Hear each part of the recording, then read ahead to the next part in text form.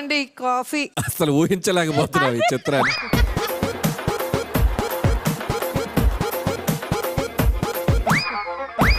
అయ్యో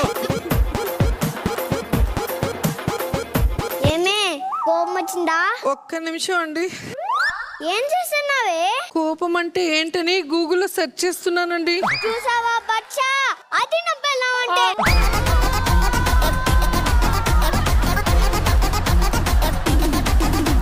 అనిల్ గాడు, పెళ్ళాం మీద సినిమా తీయడం కాదు, పెళ్ళానికి సినిమా చూపించడం నేర్చుకోండి. ఏమండి మీకు కాఫీ బాగోలేకపోతే చెప్పొచ్చు కదండి. నాకేంటి మాట్లాడతా?